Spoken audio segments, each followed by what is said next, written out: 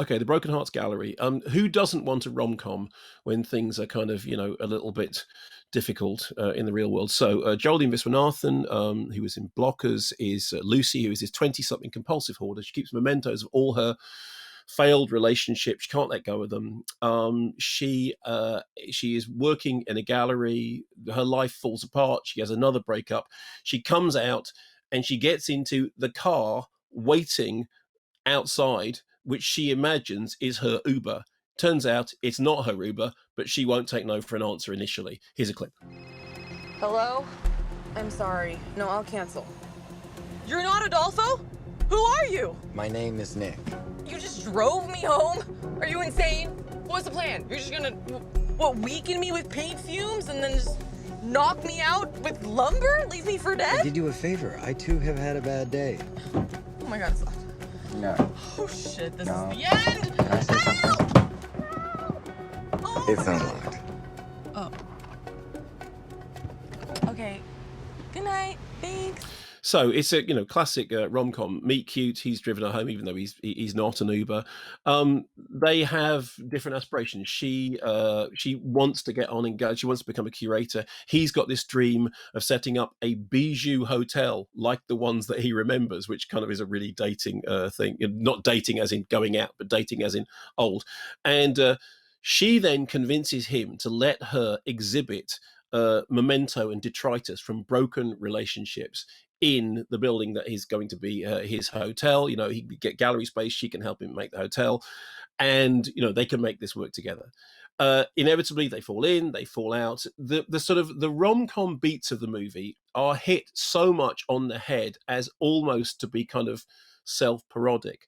I think sort of stylistically, it's looking towards things like The Big Sick, which I think is the kind of the high watermark of that very smart modern rom-com. It's not in the same league as that.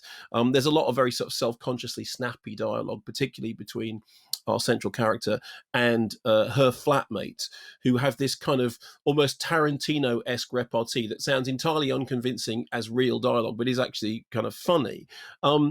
And I liked it. Firstly, because I kind of thought, like, right now, I could really do with a rom com, because I want to laugh and I want to smile, and I want to enjoy all those things that rom coms give you. One of the great things about rom coms is, yes, they can be formulaic in the same way as action movies or horror movies, but that's fine. I like the formula. The second thing is that Viswanathan is terrific. I mean, she manages to deliver a bunch of really withering one-liners like a stand-up comedian, but she also makes you believe in the central character, which you need, because you have to have something grounding the drama, the romantic comedy in something believable. Otherwise, none of it is involving, or it doesn't make you care, doesn't make you laugh. I did care. I did laugh, and I confess that I did cry at the end. I mean, there's a lot of things wrong with it. It's lovely to see Bernadette Peters in it. Bernadette Peters got a great role, and of course, she is such a great and unique screen presence. But this is, absolutely Jodie Viswanathan's film. It's written and directed by Natalie Krinsky, who I think does a solid job.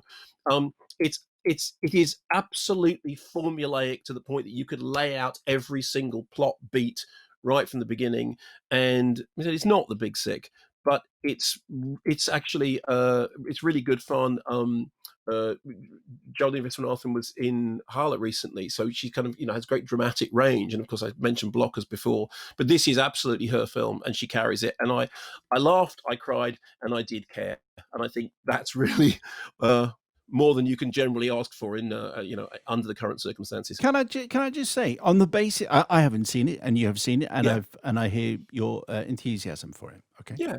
that clip was really freaky. You did what? She, he drove her home pretending to be a minicab No, driver. he wasn't pretending to be a minicab driver. The clip is kind of a bit awkward. He keeps saying, "I'm not that. I'm not." She says, "Just drive me home. Just drive me home. Just drive me home," and he does. But yeah, so there is an element of threat that you're imagining that isn't actually there. And then she says, "The door's locked. The Okay, door's locked." He says, "No, it's not locked. The door now is open." that was quite And funny. also, yeah, and also it's David Montgomery, and there is, no, but I know what you're saying. That's more a function of the clip than the film. Although Okay, it does set up the joke about later on he takes her to the hotel, which is like, full of all this kind of clutter, and she says, oh, this is the bit where you actually do kill me. And that is a kind of running gag, and there's a running gag all the way through that one of her flatmates is absolutely obsessed with horror films, and her boyfriend doesn't say anything at all, not with horror films, with murder and dark stuff, and the boyfriend never says anything at all, and there is an ongoing joke about whether at some point she will kill the boyfriend. But it's funny. I enjoyed it. Okay. Because on the basis of the clip, I was just hearing a voice saying that's not okay. But I'm reassured Yeah. by the fact you're saying, no, it actually is. No, it's all fine.